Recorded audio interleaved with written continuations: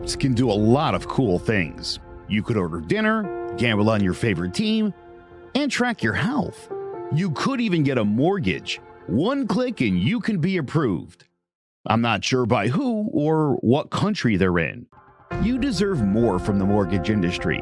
At AnyMac Home Mortgage, we believe in the need for live human interaction during a very complex process. The kind of service and guidance which an app simply can't provide. Our customers are more than credit scores and income documents. They're individuals and families who live in and strengthen our communities.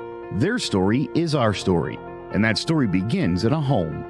Chris Sawyer is an expert on providing superior customer service and in meeting the mortgage needs of current and future homebuyers. With over 18 years of experience in the industry, Chris is able to help customers migrate through the home buying and home financing process by using his wealth of knowledge as a well-qualified mortgage professional. And best of all, Chris is located in Cromwell, Connecticut, where he has helped hundreds of clients in Connecticut, Massachusetts, and Rhode Island make their dreams of homeownership a reality. Visit chrissawyer.any-mac.com. Email him at csawyer@any-mac.com or give him a call, 860-878-8730. Chris Sawyer, NMLS number 39345, corporate NMLS number 338923. AnyMac Home Mortgage is an equal housing lender. American Neighborhood Mortgage Acceptance Company, LLC. DBA AnyMac Home Mortgage. Lo-Fi Direct. Connecticut First Mortgage Correspondent. License lender. Broker number ML 338923. Massachusetts Mortgage Lender and Mortgage Broker License number MC 338923. Rhode Island License Lender. License number 201128110L. Call for additional details.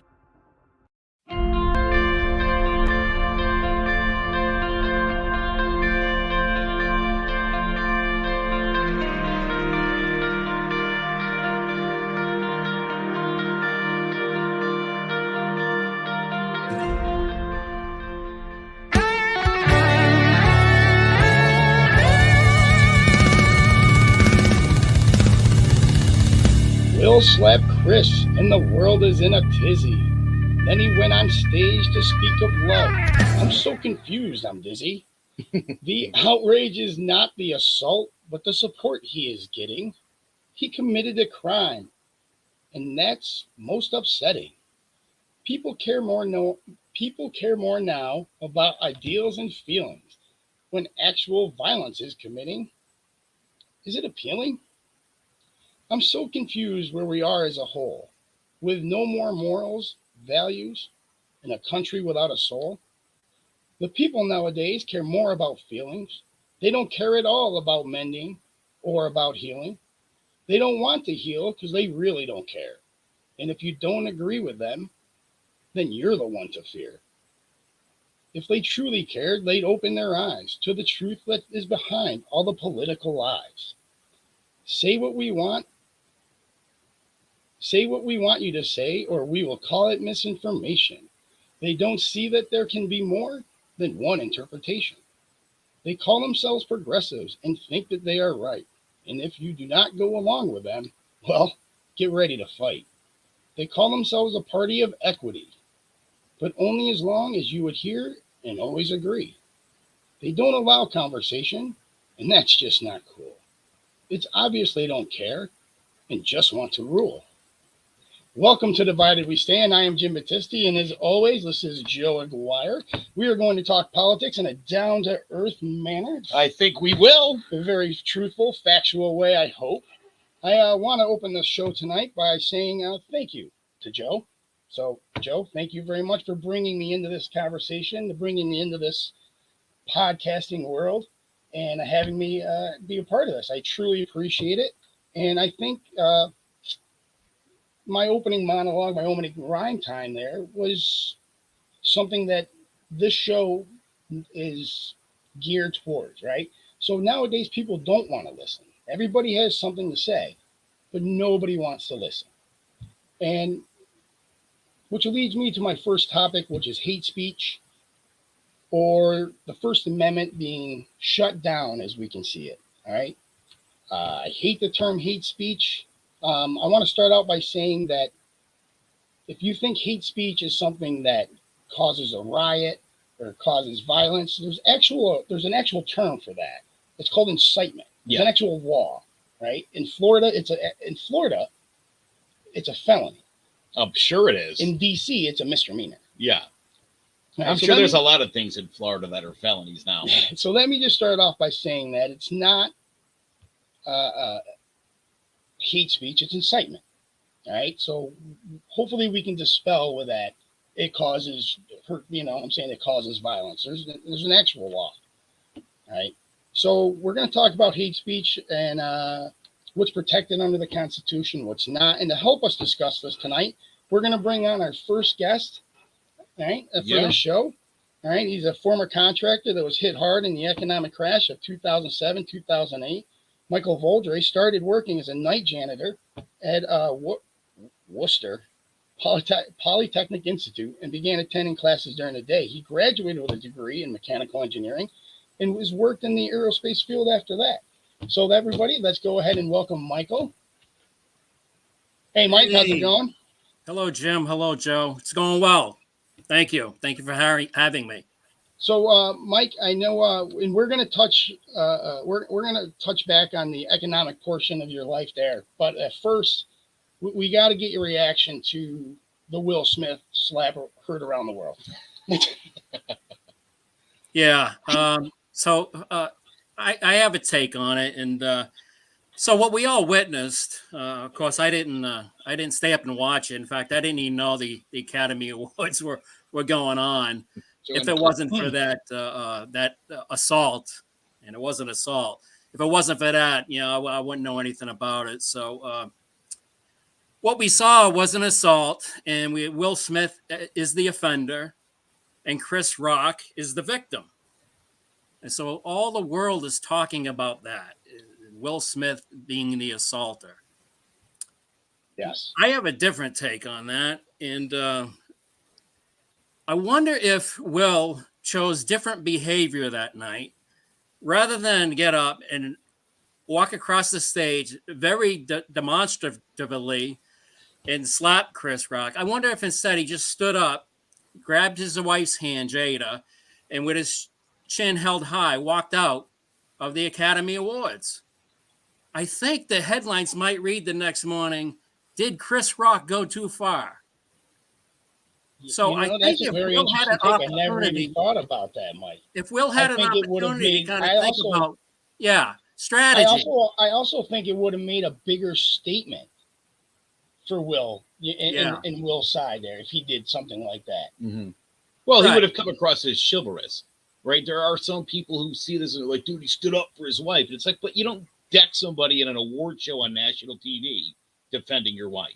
You're exactly right, Mike. And I hadn't thought about that either. Had he done that and made that statement and sort of put his foot down because listen, I'm sure everyone has seen the Ricky Gervais Golden Globes from a couple of years ago where he just torched everybody. Yeah. I watched that. My God. Mic drop, I'm out of here. Times as I've seen Chris Rock get slapped. Yeah. Yeah. And, really kind of to that point, I'll elaborate on that later on. Will Smith was applauded, and that, a lot of people have seen that applause as support and maybe identifying that support to him actually slapping Chris. And there might be some to that because I've seen, I don't watch them regularly, but I've seen in the past where the MC makes jokes and the people sitting out in the audience here, the movie stars are the butt of those jokes. And I've seen them cringe. I've heard them been booed. There's a lot of pressure on Academy Award hosts to do well. In fact, they're often harshly criticized the next day. So there's pressure on those. Usually it's a comedian to have really good material. Well, and so when you do that, I think. Not only that, but this isn't anything new, right? I mean, you should. It's not new. Everybody gets freaking ripped on. That's right. But that's what comedians do. Here's my little perspective on it. I wonder if that support is, geez, Will did something that we would have loved to have done ourselves previously because we were the butt of those jokes. They're elite movie stars, and they're there to become even more rich and famous. Let's face it. And to be a butt of a joke is not part of their agenda that night. You know what, though? It brings me back to every comedian that's ever hosted every award show has opened up by ripping on people in the crowd. This is expected. This is known, and it's been accepted for since the beginning of these award shows. That's right. And one has to speculate if Will felt emboldened because he was a nominee for an Academy Award. Well, you know what? I think it's whether he was felt emboldened or not, I think it's absolutely ridiculous that he would go up there, assault a man on national television, give a speech about love, get a standing ovation, and then a day later, his wife tweet out about healing. Yeah. Yeah, I like you're just making yourself look dumb at this point. In my opinion, it's confusing to kind of put all the pieces together and make sense of it.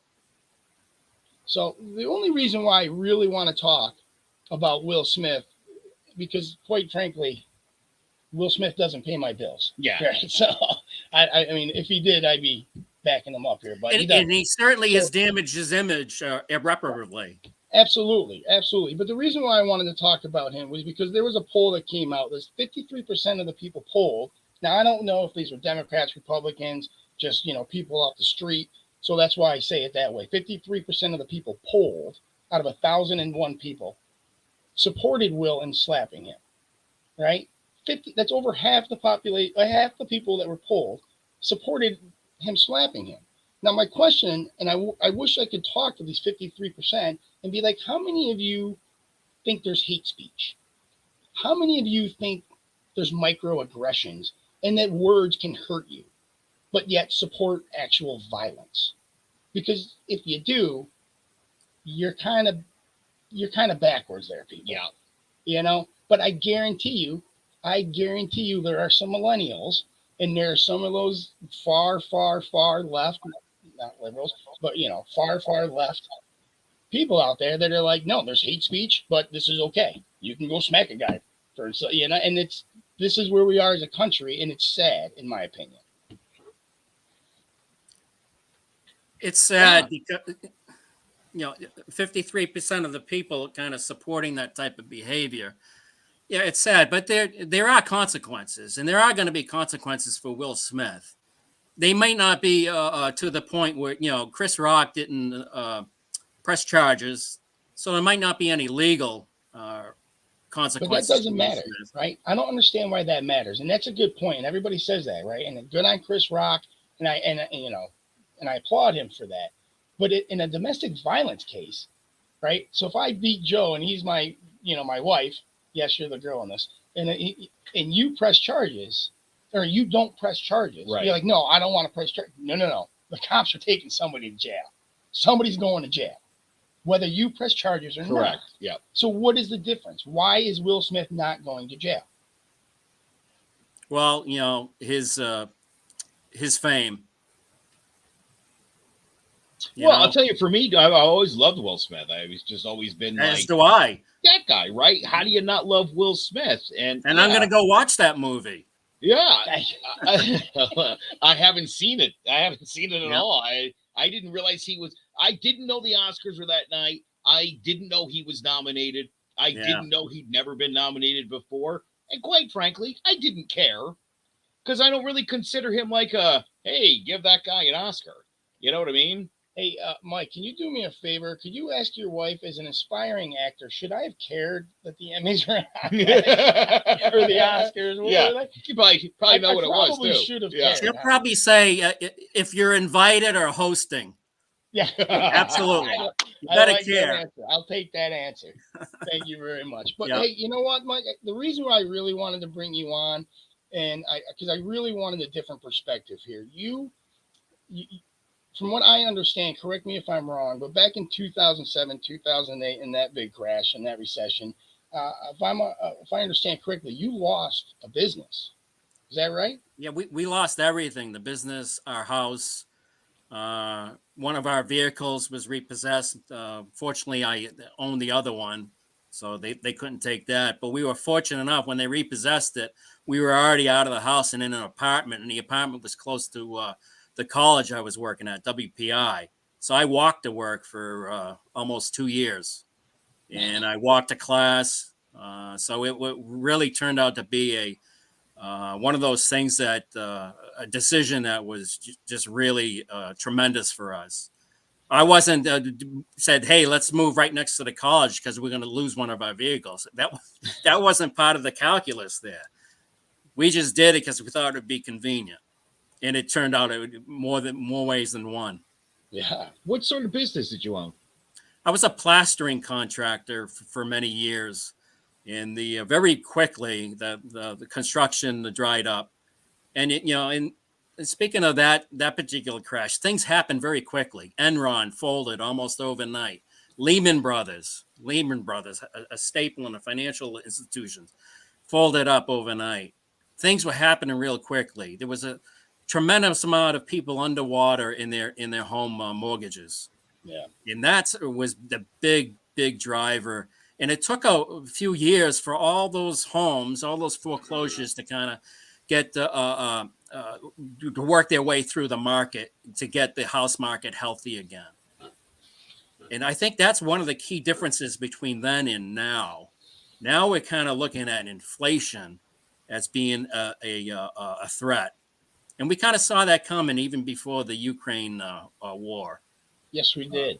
Yes, Yeah. we did. So I don't know. I don't understand why Joe Biden is calling this, Putin's price hikes, because these price hikes all over started well before Putin did anything. Well, again, inflation generally comes from a booming economy. It's, again, supply and demand. If people have more money, they're going to want more stuff, and companies, not for nothing, they're not going to charge less, they're going to charge more, and that's what causes inflation.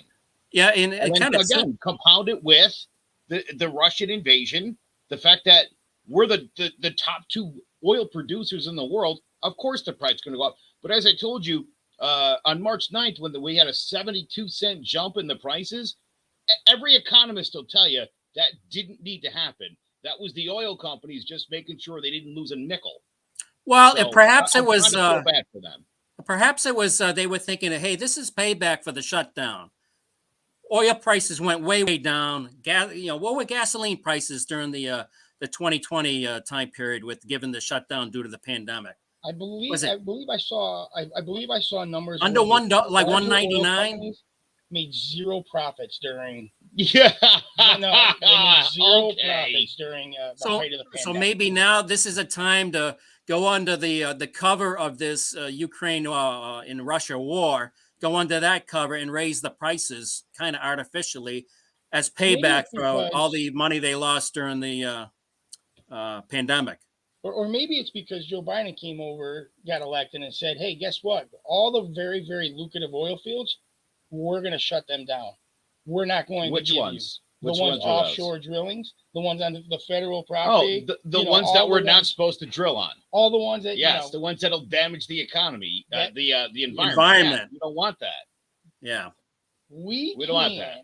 We are the. We have we 9,000 are the- unused drilling permits in this All right. country right now. Alrighty. Start drilling, find the oil, and if you can't, then start bitching. There's extreme difference here. All right. So for those who keep following this 9,000 permit crap, right? There's 9,000 permits out there. Okay. Excuse me.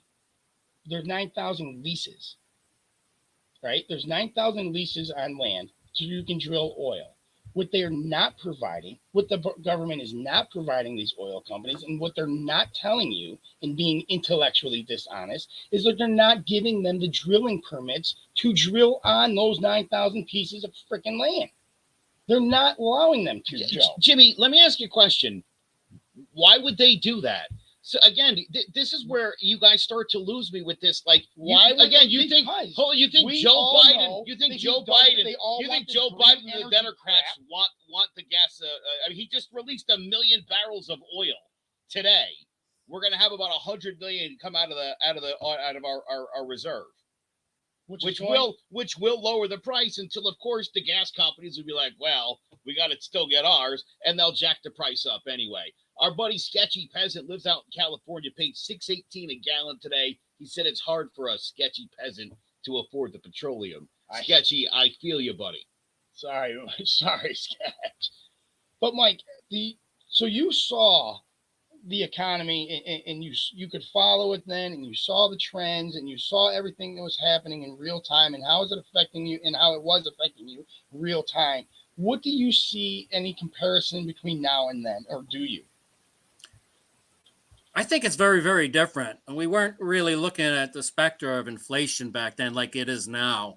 I don't know what the heck it's at now. 8%. 7.1.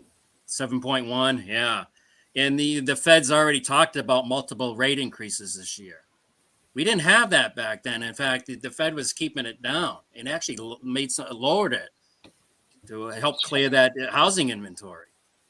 So this is a very different feel to it, to me. I've been fortunate where I kept my job during the work stop due to the pandemic.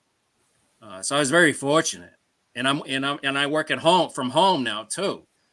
So I'm very fortunate in that regard, where I have a job that I could work remotely.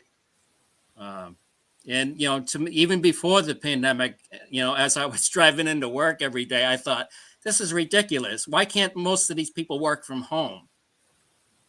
Because we got to get off the road. There's too many cars on the road, and we got this huge infrastructure bill that's going to go through, and we're going to have major road work and major bridge work, and that never ever helps the flow of traffic while it's under construction. It hampers it, and we're buying more and more stuff from Amazon, and more trucks are on the road, so it's really kind of a mixed blessing that we're a lot of us are working from home now to alleviate some of that congestion on the road. So it's a very different feel this time, Jim. I also think that working from home is something that wasn't available in 2007, 2008. So people are now a lot more fortunate they can keep jobs, where before, you were just getting canned all the time. Yeah. So that's a big reason for the whole tank of the economy. But I mean, there are experts coming out nowadays, every day that's saying that we're in store for another recession coming up. Yeah, so cyclically we're due. Yeah. I really do. I really hope not. I mean, everybody is turning over 401ks and stuff like that, and it's sketchy peasant. Everyone's talking about inflation and rising prices for goods and services. Why aren't people bitching and complaining about stagnant wages for the past 50 years? Again, everybody, especially people on this side, they just like those old rich guys. For some reason, you guys just put them up here. God forbid JP Morgan should pay a couple bucks more in taxes. Oh, God. I did a thing earlier today. I was on a conservative talk radio station today. And they hated my guts, and with good reason. I talked about baseball just to try to cool it for a few minutes, and of course, I got right back into it. 68% of Major League Baseball players make less than $600,000 a year. Every single owner is worth at least $400 million. That's the Reds owner. Castellani's worth $400,000. Everybody else is $700,000 to Cohen of the Mets. There it makes like worth $13.8 billion. And people are like, oh, those guys! Are you serious? You're worried about those guys? Really? There's a great line in a Bronx Tale. De Niro says it to his kid. Yes. Mickey Mantle doesn't pay your rent. Well, neither do the Steinbrenners. What are you worried about billionaires for? I mean, not for nothing. Albert Castellani, the owner of the Reds, he probably only has one helicopter pad on his yacht. What a loser. Okay, hold on. What a bum. I got to That's like the JV team. I got to interject here, and I'm going to ask you both a question, and it's a simple yes, I agree, or no, I disagree. Okay? So, do we all agree that there's corruption in politics? Agree or disagree? Agreed. Always has been there, always will be. Okay. Agree. Do we agree that politicians, especially male politicians, are going to be the womanizing type? It's just baked into the cake, is it not? To achieve levels of visibility like that takes a certain amount of ego. And I think it's really kind of tied with that, having such a high ego. To gratify that ego, there's a sexual component to it when it comes to men. Okay, Right. so that's a great explanation for it. My point of all this, I agree now. My point of all this is, it's baked into the cake, and everybody just accepts it. Yep. Well, I don't. Rich people are the same way. Rich people want to stay rich. Rich people are going to want to make more money. So why? That's just baked into the cake. We just need to accept that. So why does that make them horrible? Let me tell you a story. I want to tell you a story about what a piece of garbage the governor of Connecticut is. Democrat Ned Lamont has never held any office. He's a Democrat. He's a Democratic Trump. He just decided he tried to buy the senatorial seat. He lost. Our governor finished his 2 terms. The seat was pretty open. The Republicans don't have a chance in this state because they want to pretend they're mini Trumps. You're in a liberal state. You better get a little more down the middle, or you're going to get killed. We haven't had a Republican senator in this state since 1988, and he quickly became an independent shortly thereafter. Lowell Weicker. I'm a Massachusetts transplant, so I feel your pain. Yeah. So here's what Ned Lamont did. Ned Lamont's a billionaire. He won the governorship. This state was in a disastrous state financially. And what Ned Lamont did was, Ned Lamont had the option to, he could have increased the top 1% earners in Connecticut with a 0.02 tax, and it would have solved every problem we had. They were floating tolls for a while in Connecticut. 0.02. Look it up. I'll show you the article. This is insane. He wouldn't do it because Ned Lamont is one of them. Ned Lamont has to go to the yacht club and be like, sorry, fellas, but I taxed you and me. Why would he do that? Instead, he did an amazing job. He's got this state in fiscal order. You know what he did? He withheld $682 million in promised tax cuts to the middle and poor class of Connecticut. And now we're turning a surplus.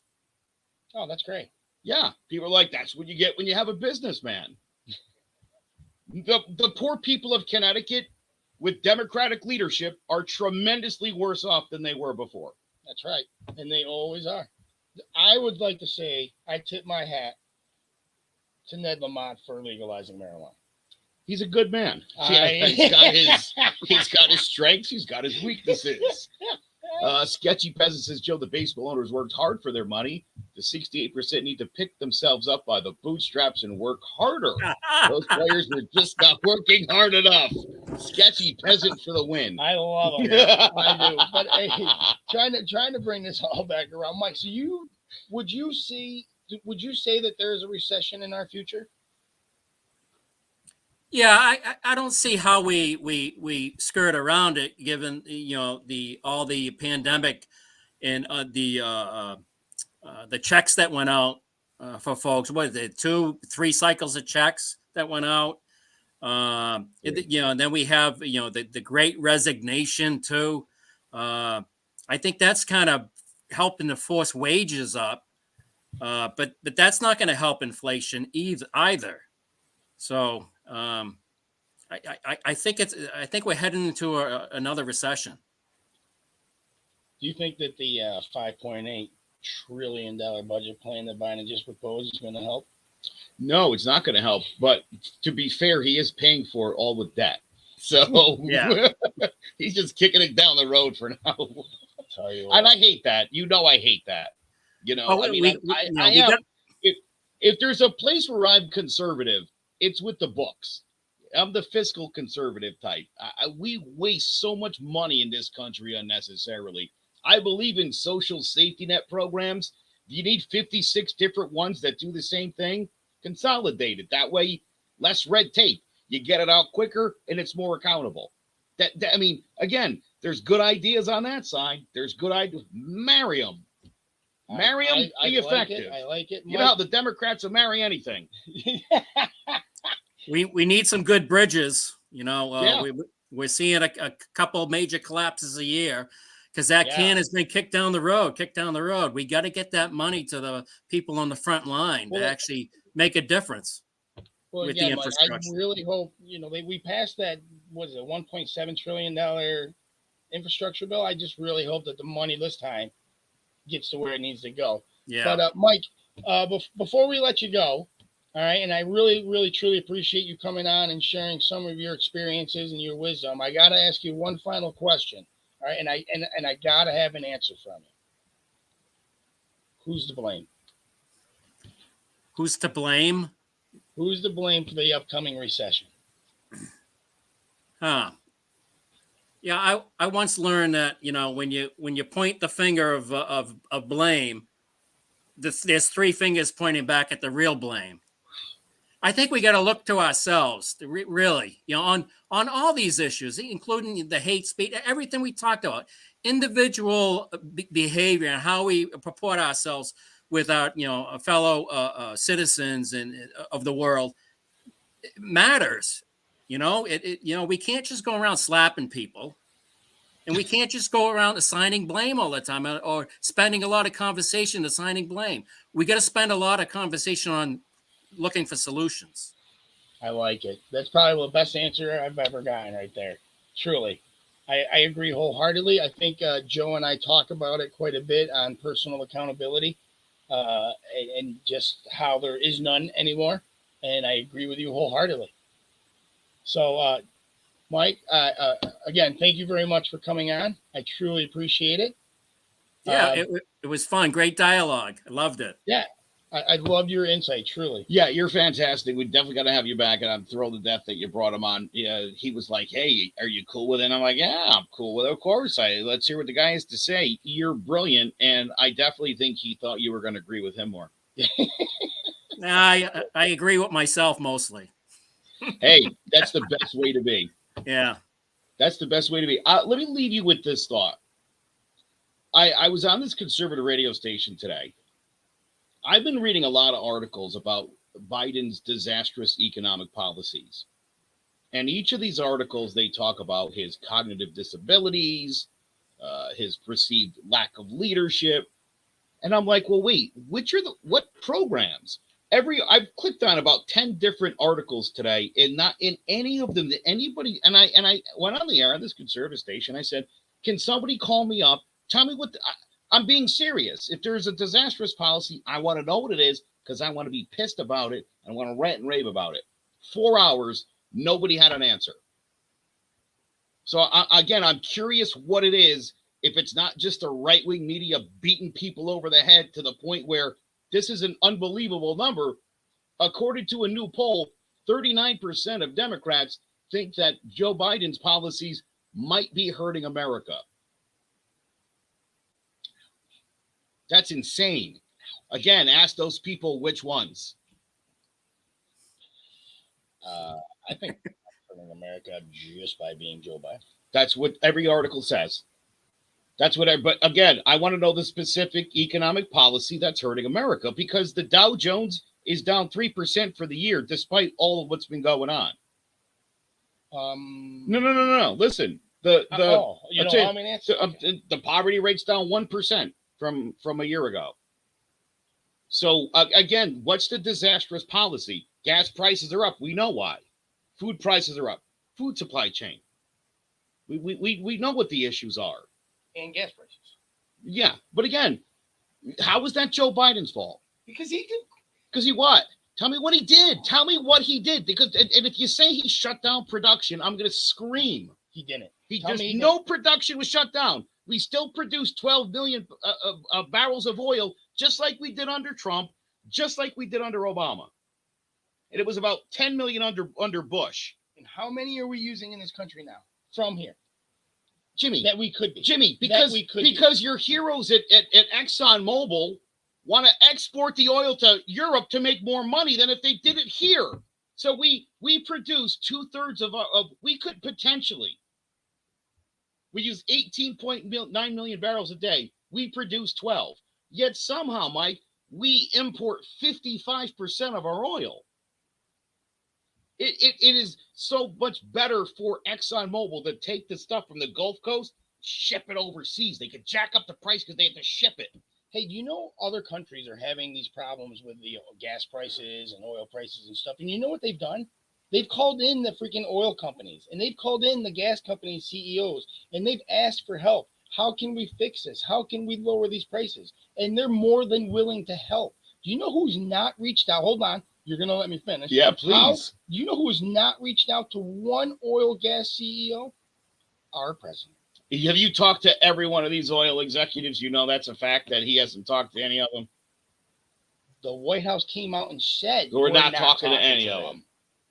Because Peter Ducey from Fox News. But Now, Jimmy, I'm not watching saying, Fox News. Again, this was at the White House press but I'm briefing. just saying, if you think that's a This is at possibility, the White House press briefing. If that's a he legit brought this possibility, you issue think up. he wouldn't have talked to them? He brought this issue up, and Jen He thinks Psaki he's an said, idiot. we're not discussing this with them. We don't feel in to discuss this with them. Pete Ducey asked him last week why the majority of Americans think that he has cognitive disabilities when he's exhibited zero. Again, no evidence to make a statement like that. And again, right-wing media is beating people over the head with it. No cognitive decline. None. He's as stupid as he's always been. What are you talking about?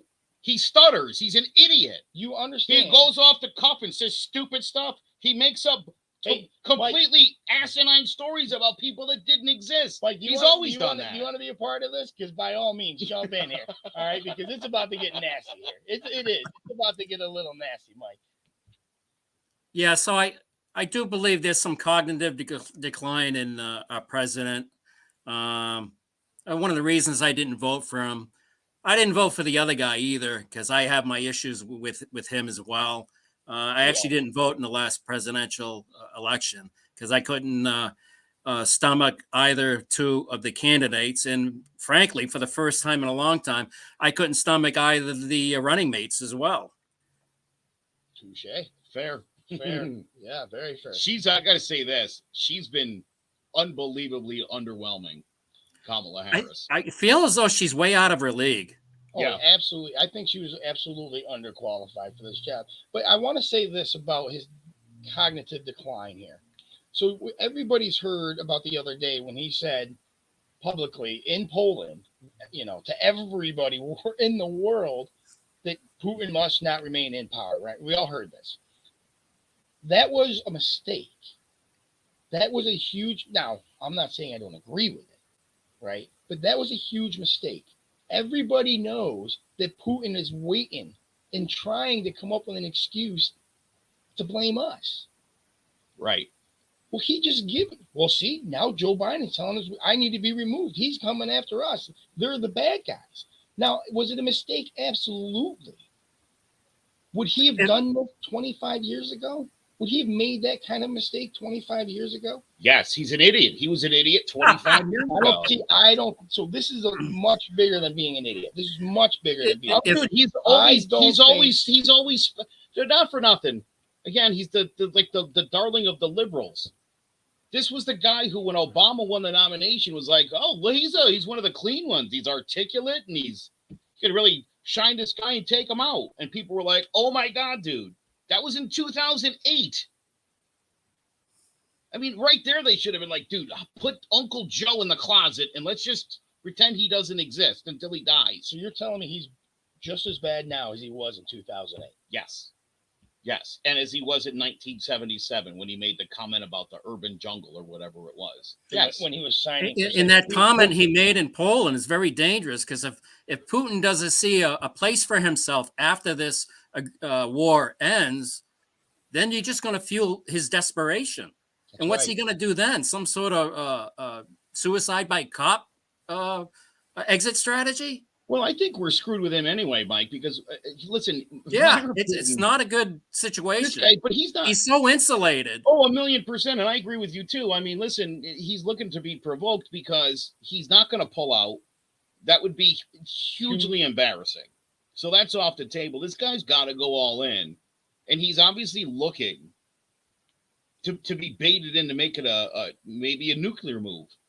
A minor nuclear, right. Yeah. So when we say nuclear, I know everybody gets a little panicky, but there are megaton nuclear bombs, like Hiroshima and Nagasaki, but there are smaller ones. The Russians do have smaller. We have, all nuclear powers have them. They do make smaller capability nuclear weapons. So we're not destroying the entire freaking. And they're using what is a thermobolic or what is it? You know the ones I'm talking Yeah, about? the thermobaric missiles. Yeah, where they just everything just evaporates off the face of the earth. Yeah, as it hits. It just Yeah. creates. Yeah. Yeah, I mean that's probably as bad as a nuclear blast. That might even hurt more. So Mike, we're giving them $800 billion worth of military equipment, Stingers. Yeah, I think it's over like 1.3 billion by this point. Yeah. Yes. Thank you. But we're giving them Stingers, right? We're giving them AT-4s. We're giving them Javelins. We're giving them ammunition. We're giving them all these weapons that are designed to kill people. I mean, there's only one design for these weapons, people. It's to hurt and kill others. Now, It's to break things and kill people.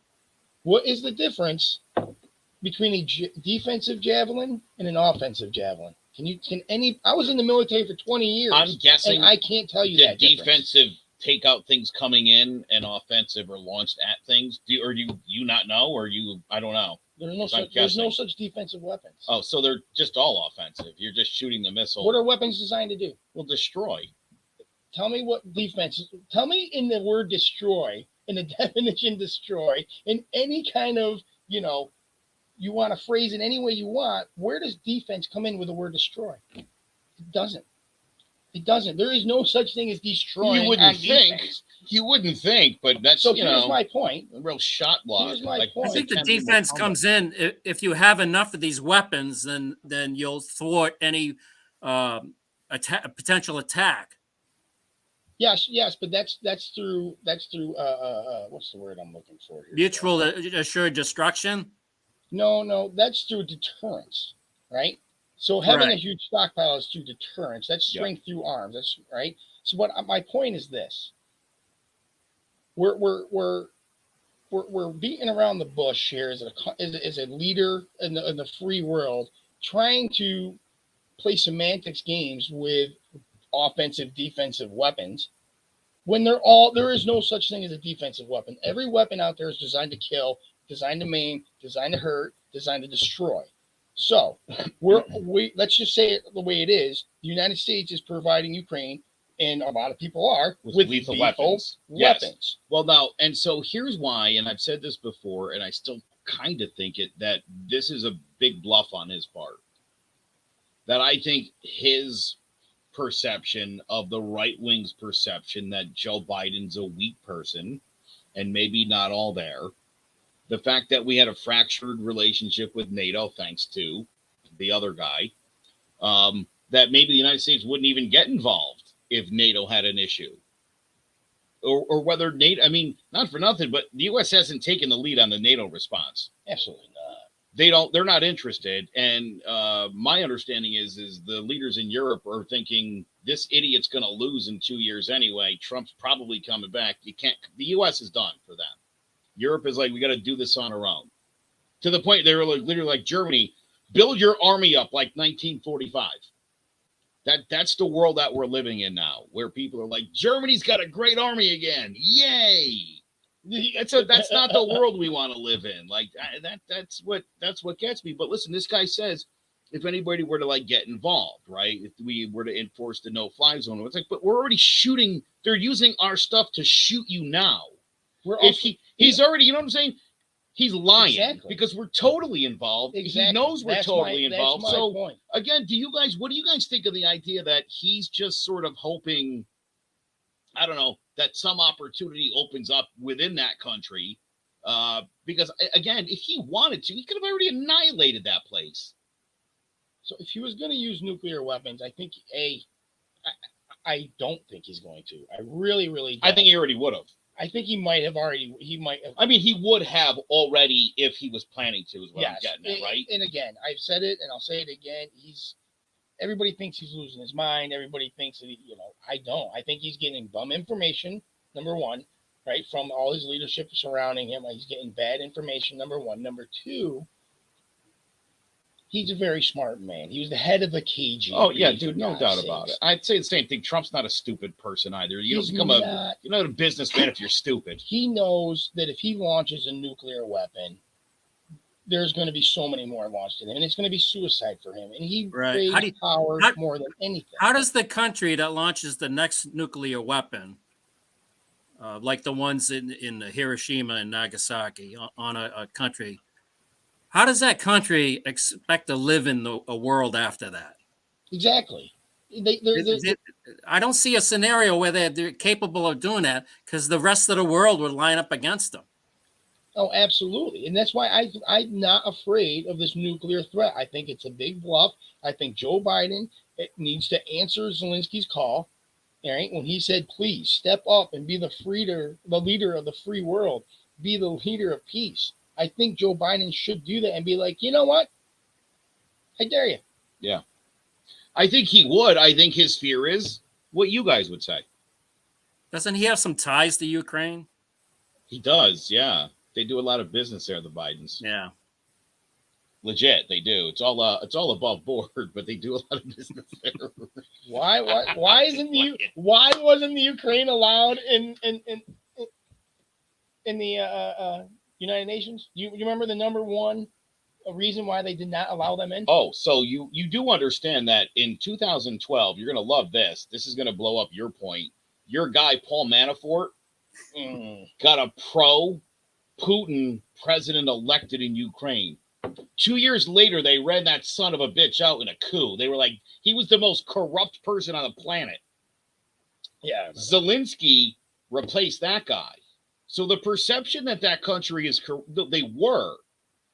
It's a funny story. Zelensky became famous in that country because he played like a ding dong who becomes the president because of corruption. So and then he really won. So Joe Biden's dealings was all with Zelensky as president. So that's great news. I'm glad we've uncovered the truth there, because he wasn't involved with any of the corrupt governments prior to Zelensky's. Well, no, Biden wasn't in office. Trump was.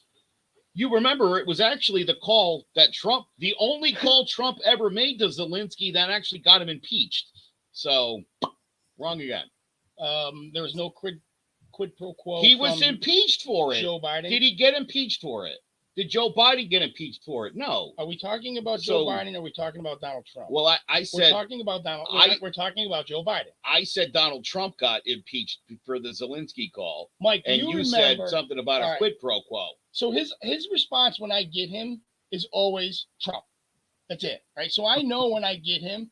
Because we're talking about Zelensky. I feel like Zelensky's an important figure here. Do you remember when Joe Biden, as vice president, said, no, there's an actual quid pro quo. You're not getting this freaking money for military arms until you fire this guy. And then went on television and bragged about it. Yeah, that guy was he was like the corruption leader. That was the whole point, was to get that bad guy out. I remember that being reported. Money if this guy's just going to steal it and use a prosecutor. He wasn't in the government. He fired a prosecutor. That's not true. That's incorrect. He wasn't a prosecutor. That's nonsense. Trust me on that. I've heard that before. It's not true. He wasn't a prosecutor. The person that Joe Biden wanted fired. The person Joe Biden wanted fired had nothing to do with that. Looking into the okay. Again, it's like this is like show me the knowledge. No, it's not public knowledge. It's things that right-wing media says, and people eventually like, yeah, that must have happened. They wouldn't keep saying it. Just like the Hunter laptop. You wouldn't think you could. Just like the Hunter Biden what's laptop. On the Hunter laptop? Wasn't real. Mike. No, wasn't real, was it, Mike? Mike. Yep. Fake news, Russian disinformation, right, Mike? The Trump Justice Department has had the Biden laptop in its possessions. They went through it. There's nothing on it. It exists. They didn't find anything on it. So it doesn't help your case. There's nothing to find. Did they wipe it? Did they wipe the whole thing? You're going to keep saying that, and I'm just... Maybe it'll come out. When the evidence comes out, you show it to me, and I'll be like, dude, let's get the Bidens. I'd be all about it. We're friends, all right? So I'm trying to save you a lot of egg on your face. Maybe there will be, but as of right now, there's not even eggs. I want to show me the eggs. And if you show me the eggs and the eggs are corrupt, then you could smack them right on my forehead. So when it comes out, we will get there. Yeah. But what has come out, right? And the reason why I bring it up, and the whole topic of this is, why did it get called disinformation in the first place? Why was it suppressed from all social medias in the first place? Well, I can tell you why.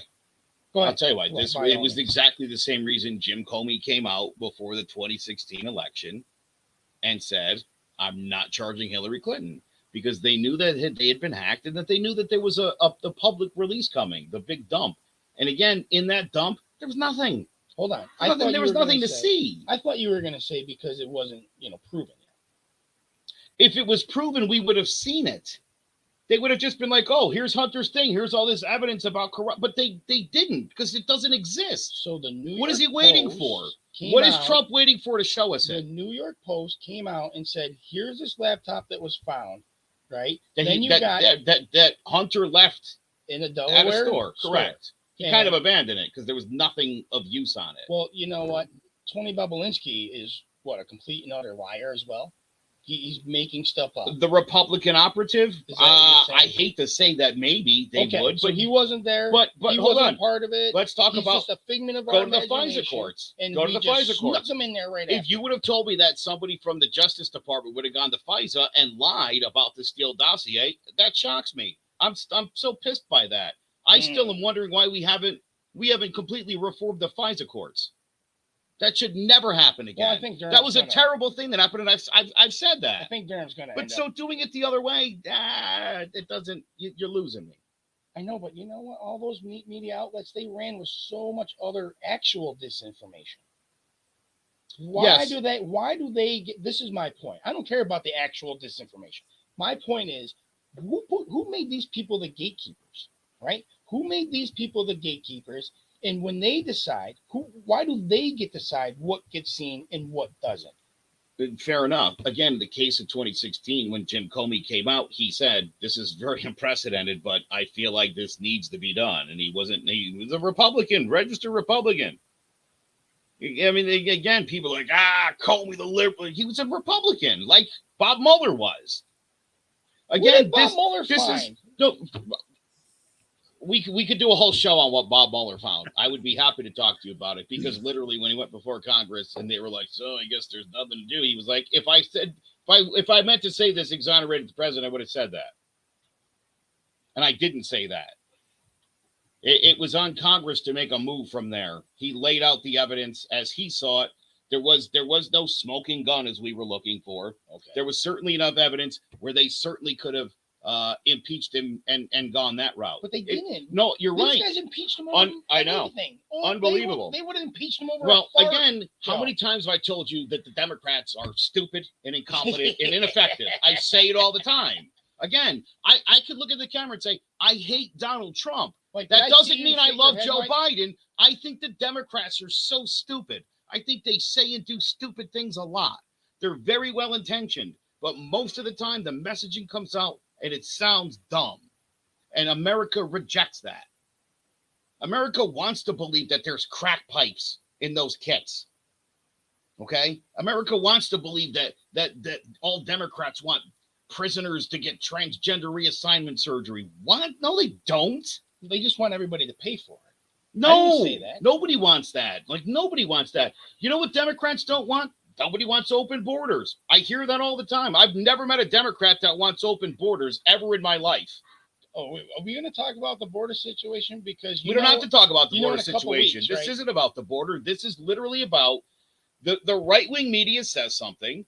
They just keep repeating it until people just kind of gradually start to believe it. And Are then you it telling me makes there's everything not in the- sound Are reasonable. you telling me there's That's good aren't marketing. across that border at a higher rate than ever before? There sure are. Why wouldn't Okay. they? Who doesn't love America? Who doesn't want to come here? Who doesn't love America? I can Yes. name 5 people in You Congress. again, see, you're going back to that. Oh, again, I mean, I can name 5 people in Congress. when people say that, I mean, I think that's, and I love you to death. That's a ridiculously silly thing to say. To suggest somebody in Congress doesn't love America? Are you serious? Their job is to literally legislate this country. You don't like their policies. Say that. No, Say, no. I don't like their No, no, no, policies. no, no, That's no. fine. You think When they hate you- America? When you go on, I mean, you listen. when You you guys go are the on party of television- white supremacists. They You have a can't whole hate bunch of- America. You feel good They- about that? What, I the don't. party of white supremacists? They can't hate America because they're able to hold national office. Let's own up. What's that? They're Mike? able to hold national office and vote themselves. the best benefit package of any place on earth. And, a lot of it comes with 100% survivorship of the benefits to their spouse. Second to none. They'd vote for that for themselves. Of course they love America. That happens in America. That allows them. And that brings me to a bigger point where I believe that a lot of these younger class, right? These younger class, and don't worry, I'm going to get to the older ones too. But these younger class politicians don't care about this country. They don't. They care about making their freaking voices heard. They care about making their little, and also their little pocketbooks bigger. And that's it. They don't. If they cared about this freaking country, they wouldn't do half the shit that they've done. Well, they have they would be productive and they would compromise and negotiate, but that's out the window because again, it's about two parties. Everybody digs in. No one wants to compromise. Nobody wants to give an inch. Nobody wants to budge at all. And this is what we get. They have different visions of America, and they love their vision, and they don't like the other person's vision of America. So it's not that they hate America. They just love their own vision of it. Yes. I'll buy that. I like that. Say that. That makes me feel better. I don't think anybody hates America. That lives in America. No, I that works for America. I can't, because when you get up on national television and tell people that racism started here, that this is the most racist country on the face of the earth, that cops are going around. Who said this is the most everybody. Racist country on the face of the earth? The Squad. Which no, right? no. The cops are going around just picking up. I don't think I honestly have ever heard any one of them say it's the most racist country. And they're getting picked off. Colored people are getting picked off by the cops at the cyclic rate. Well, that is true. They do get shot a lot. Again, dude, we've talked about here's Mike. This is the other thing that pisses me off. When I hear people like, dude, more white people are killed. Why are cops killing people? Well, if you look at it per capita, James, when unarmed people get shot, that's called murder.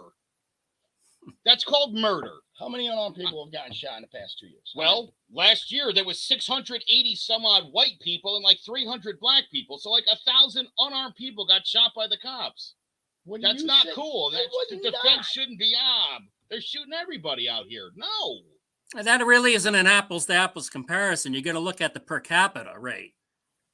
How many African Americans in the country and how many get killed?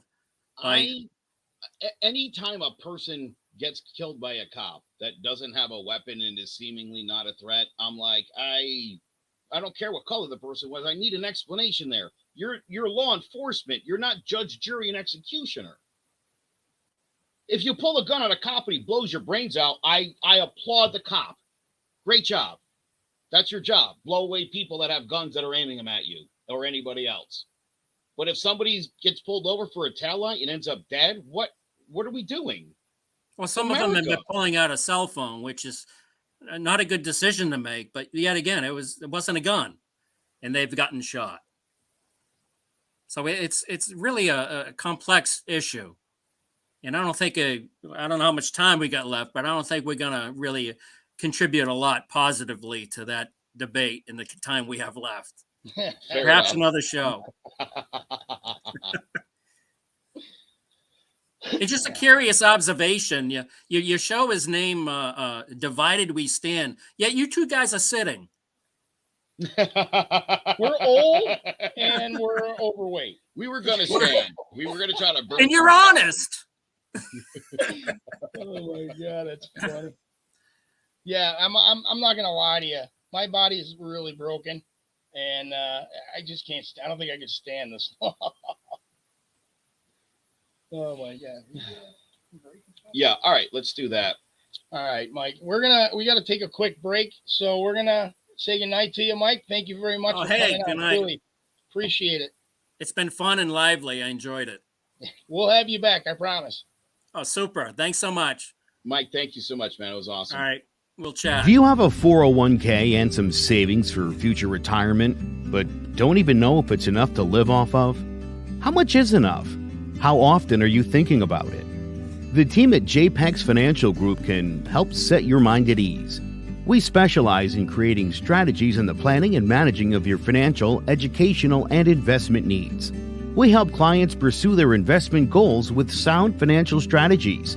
You deserve a personal, tailored plan. Lasting, meaningful, and open relationships are the foundation of our practice. You've worked hard for your money and should feel confident in your investment choices as you make decisions for your financial future. Your goals are our goals. We are dedicated to your needs and hopes for your future. Visit our website and give us a call at 860-430-5397. Securities offered through Raymond James Financial Services, Inc., member FINRA, SIPC. Investment advisory services offered through Raymond James Financial Services Advisors, Inc. JPEX Financial Group, LLC is not a registered broker-dealer and is independent of Raymond James Financial Services. JPEX Financial Group is located at 78 Eastern Boulevard, Glastonbury, Connecticut. Come on. All right. Oh, yeah? Yeah, we're back. All righty. Hey, guys. Welcome back. Yeah, here's a little segment I like to call Joe's 2 minutes of crap. Here it comes, people. Thank you. Thank you very much. This past week, there was a gun violence bill that came up here in Connecticut. It was heavily debated. Over 100 people came up to Hartford State Capitol. Here's the thing, and I hate to say this, I don't see there being a big gun violence problem in Connecticut. Crime is up. We're seeing a lot of carjackings, and there's been, I think, about 5 murders in the last 10 days. Again, mostly in the city where they generally happen when they do happen, which isn't all that often in Connecticut. So one of these bills would have declared gun violence a public health emergency. The idea would be to set up a gun violence prevention office at the public health department, and they would be collecting data on gun violence. And they would administer grants to organizations in Connecticut that are committed to reducing gun violence. Now, I think part of that is just some sort of leftover from the Sandy Hook thing, right? We're very sensitive to gun violence, obviously, in this state because of that. Now, some of the speakers, of course, were very concerned about reducing the rights of gun owners, and that's legit. That's something that people should be concerned about, because I want to talk about the Second Amendment for a second. If you're an originalist, you don't believe the Constitution should stray from the original text. You think it should be exactly the way they wrote it the very first time. There it is. Unfortunately, you can't do that, because then you'll lose the Bill of Rights, which were not in the original text. That's why they're called amendments. So let's toss that out the window.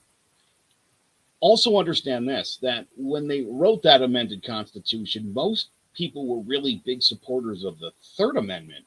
Do you know what the Third Amendment is? That's the Quartering Act. Yes, that's right. British soldiers were living in colonialists' homes. The Second Amendment really was to help you with the Third Amendment. You want to get rid of those British troops? A gun. 2, 3. That's why those are what they are. Now, great news for gun owners. The Constitution requires 2/3 of both houses of our Congress.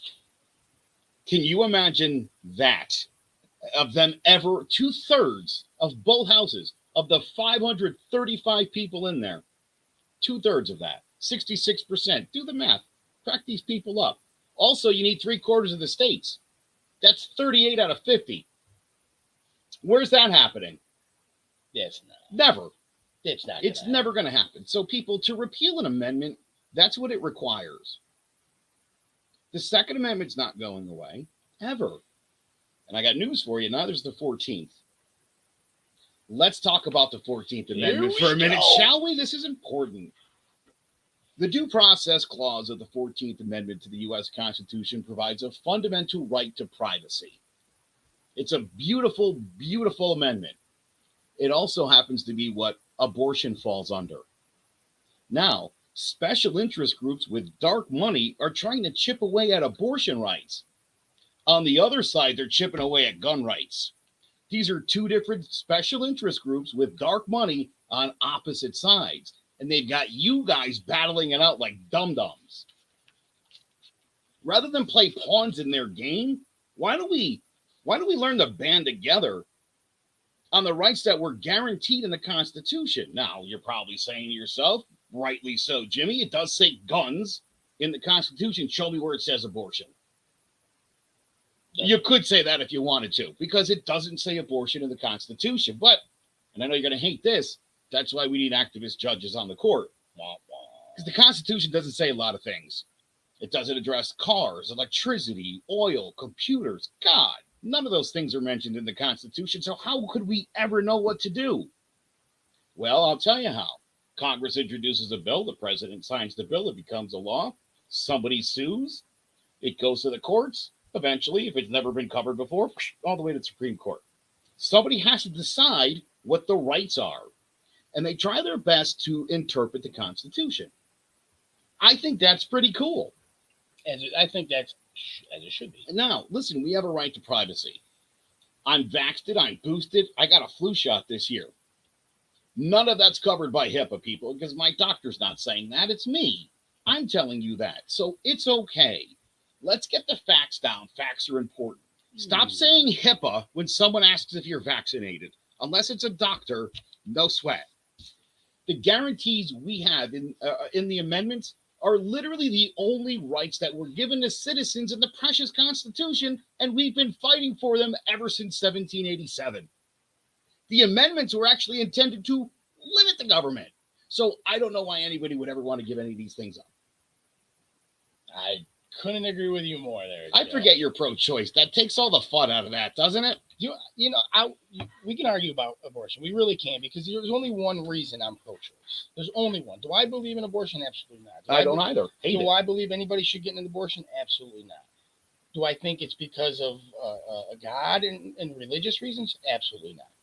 I think that every life deserves a chance, right? And there are plenty of people out there, and I am adopted, so this may be why. There are plenty of people out there that want to have children that can't. Yeah, and that my brother, and his wife spent, oh my God, ungodly amount of money to try to have a baby. I had a cousin drop $150K Yeah, on that too. ungodly. It's unbelievable. It's nice that someone's taking advantage of people who want to have a baby. You know what I'm saying? Capitalism at its finest. Mhm. But so I don't believe in abortion at all. And I would tell everybody, don't get an abortion. And I would fight for not repealing Roe versus Wade, but limiting abortions even more than it is right now. To what? You know what? I haven't really given that much thought, and this is why. And I'm going to tell you why. Because who am I to tell you? And this is why I'm pro-choice. Who am I to judge? Who am I to tell you what you've gone through your life, through the circumstances, and why you are pregnant, in this rate? Who am I? I'm nobody. And neither is anybody else to tell you what to do with not your body, because it's not your body anymore. And this is another belief of mine. It's not your body anymore. I agreed with everything you said, literally up until it's not your body anymore. Have you tried telling your wife this? Yes. What does she think of this? We agree on a lot of it. A lot of it. She agrees on it's not her body anymore when she has a baby? No. That's not what I'm saying. Obviously, it's her body. Right, but it's also the baby's body. You're not killing your body. Right. You're not aborting your body anymore. Right. You're not. So abortion really doesn't come into your body. So I don't understand my body, my choice. I understand I can decide what I can do with my body, but you're not deciding for your body anymore. You're deciding for another living organism. Most states, after a heartbeat detected, what's that? I think 6 weeks. I right. think so. Viability comes at about 20 weeks, right? Where that it can live outside the womb. I'm all for no abortions after 20 weeks. Okay. I don't want abortions after 20 weeks. I don't want to after 37 weeks. That's a full pregnancy. Yeah. That qualifies as full pregnancy. Yes. Now, again, there's this myth that there's liberals out there pulling babies out at 37 weeks and cracking them over the head with a hammer. That would never happen. That would be murder, and everybody in the room would go to prison for that. Okay? You can't deliver a baby and kill it. That's actually murder. So that's not allowed. As a matter of fact, in 43 states, anything after 37 weeks is completely forbidden. 7 states have exceptions for life of the mother. Right. Okay. Yes. a lot of states are trying to roll this back to 6 weeks. And Jimmy, you've had sex with a woman, so you know they wouldn't know at 6 weeks if they were pregnant or not. There are a lot of women out there that would not know at 6 weeks. You would not know it's 6 weeks. So again, 20 is reasonable. Again, the idea of, listen, if when the fetus gets to the point where it could survive without the mother, that's a person to me. Now we've crossed the threshold of what I think, to me, again, and I'm not a scientist, I'm not a doctor, I'm not a religious person, but to me, when you tell me this thing's viable outside the womb, now I feel like we are talking about something that probably has some rights under our Constitution. So would you also agree that every person that is in jail right now for double homicide for killing a pregnant woman should not be in there for double homicide and just a single, depending on the age of the fetus? If the fetus was viable, then you should be charged with double murder. If the fetus is under 20 weeks, unfortunately, again, because you know I like to be consistent, I would say you've murdered a pregnant woman. All right. Your consistency, I don't think there's any other way to be with that. Like, to me, that just makes the most sense. I have daughters. I have daughters, and I've been very open and honest with my daughters about sex and about all this kind of stuff, because I don't ever want them to, I want them to be educated and know to avoid that sort of stuff. But also, I mean, my older daughter is like graduating from college in 3 years and wants to get a master's. She's like super fast track. She's on her second radio job. Excellent. Right?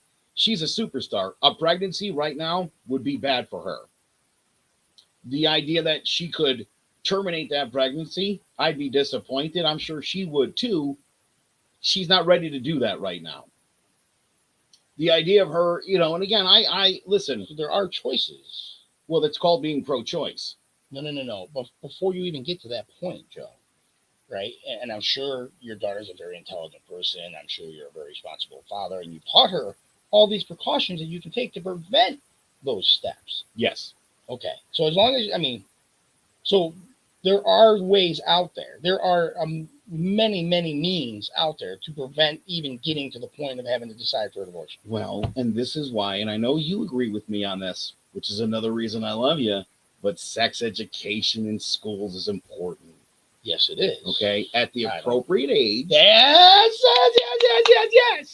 At the appropriate age, and you know what? That should vary by the teachers in the schools should have a sense of like, oh, you know what? These fifth graders, probably these eighth graders, never. If you've got fourth graders that are sexually active, your school's real messed up. So would you agree that kindergartners, so let's say to third graders, shouldn't be Jimmy, I know exactly what you're talking about, and I don't.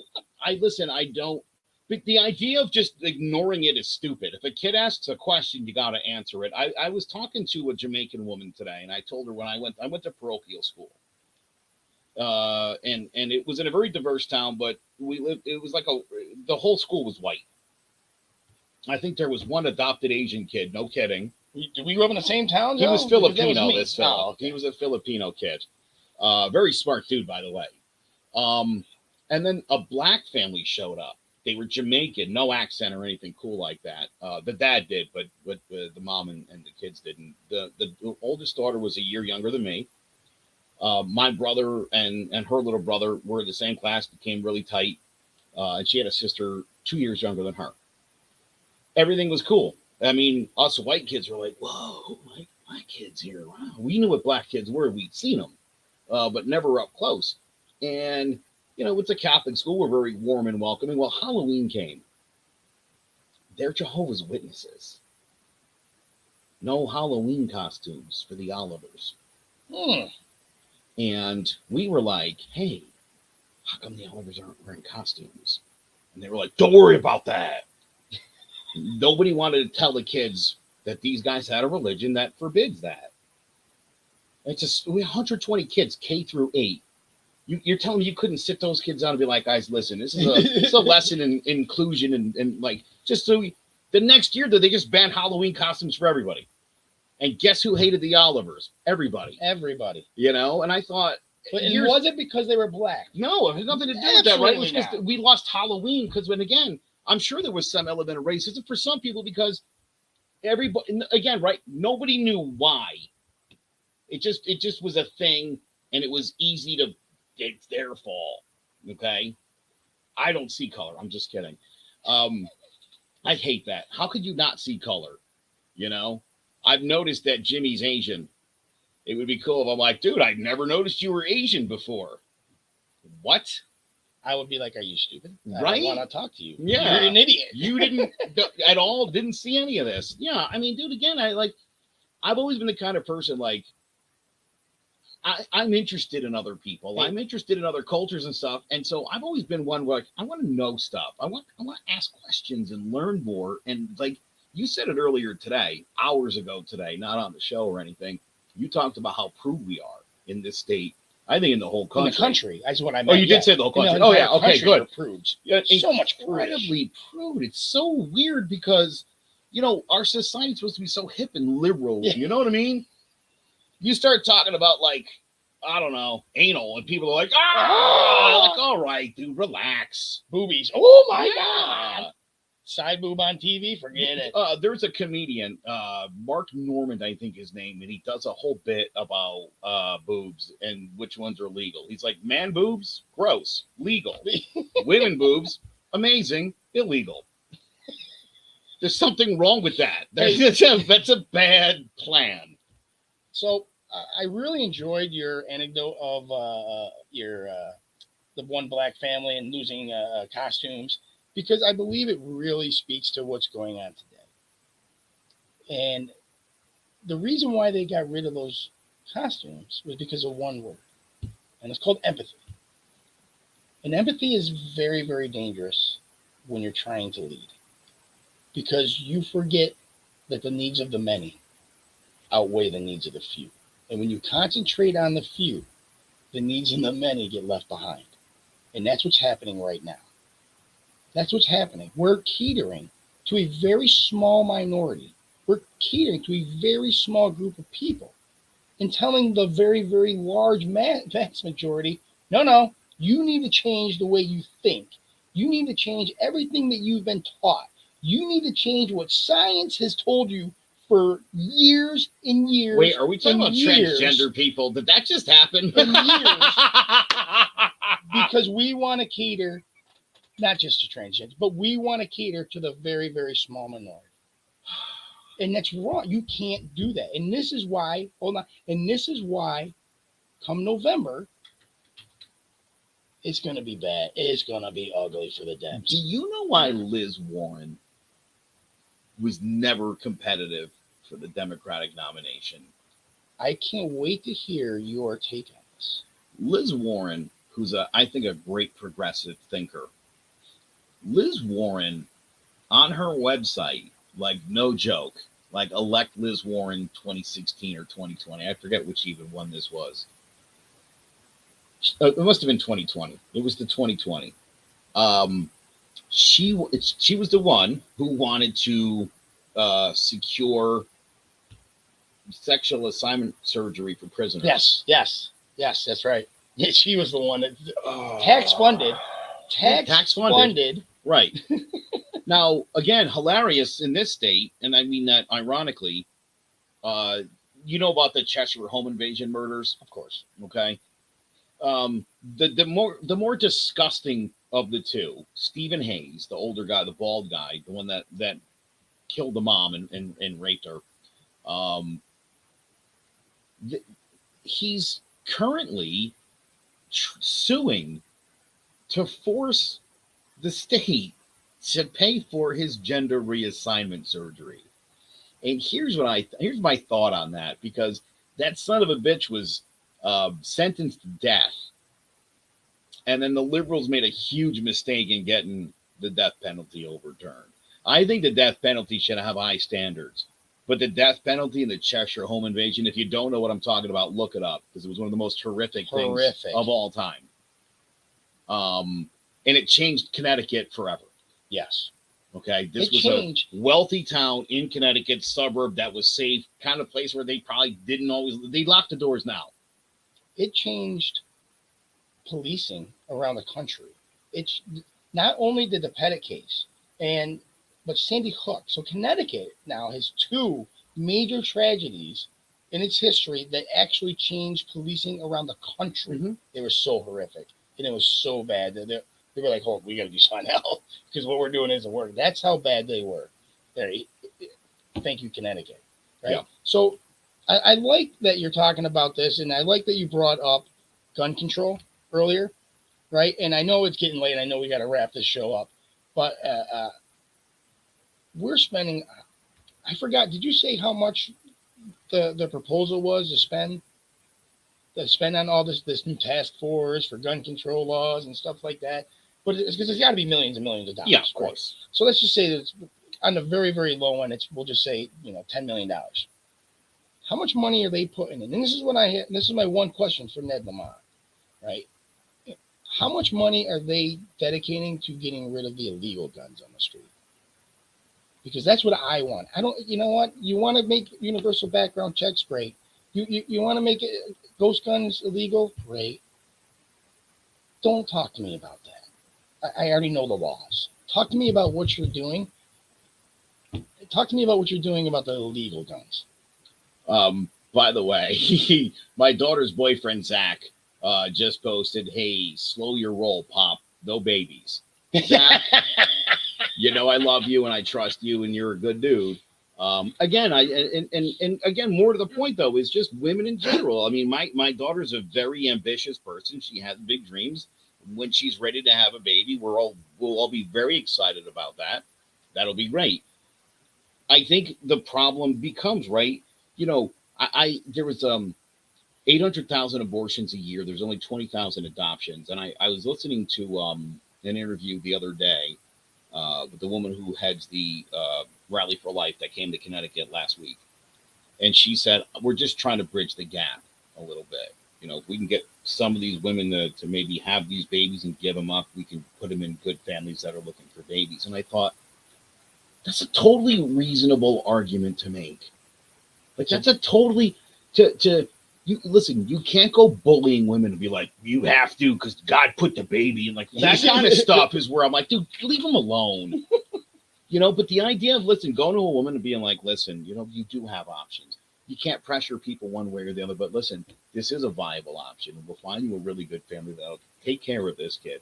Because I think deep down, most women don't want to have abortions. I don't know. I don't want to speak for any woman. Well, I'll tell you, statistically speaking, about 43% of abortions are actually done by mothers with more than 3 children. I read that stuff. Right? That's a thing. And so it's like, sometimes people are like, it's 20-year-old whores. They just go out and they have abortions on Saturday so they can go and do more banging next Friday. That's not the reality of abortions. Again, it's one of those things where I feel like the right kind of, remember Rush Limbaugh? When he called, was it Sandra Fluke? He called her a slut because she wanted birth control covered under Obamacare. I don't think he called her a slut. Look it up. Sandra Fluke is her name. He called her a slut on his show. This slut wants us to pay for her birth control. She can go out there sleeping around. It's like she has a boyfriend and she doesn't want him to knock her up because she's in college. I mean, look, I have a problem with tax money paying for birth control anyways. I really do. I mean, again, this is a personal decision. What about Viagra? I pay for my own. And have it shipped discreetly to the house. And on that note, Joe, all right, now that the entire, YouTube world knows that I take Viagra. But they also know you have sex, so that's cool too. And taking when you don't really need it. But anyways, thank you very much, everybody, for listening to Divided We Stand. I truly appreciate you tuning in. For Joe Aguirre, I am Jim Battisti saying we'll see you next time. Come on out for a day of fun to the Cove Kids Classic presented by Clarity. Friday, May 6, 2022 at Lyman Orchards Golf Club to benefit the Cove Center for Grieving Children. Partnership opportunities are available. All proceeds from the Cove Kids Classic support the Cove's free programs. Please consider partnering with us to continue to support grieving children and teens in 2022 and beyond. For more information or questions, call Allison Gamber at 203-634-0500 or email allison@covect.org. The Cove Kids Classic takes place Friday, May 6th at Lyman Orchards Golf Club. Registration begins at 8 a.m. Shotguns start at 9 a.m. on the player course.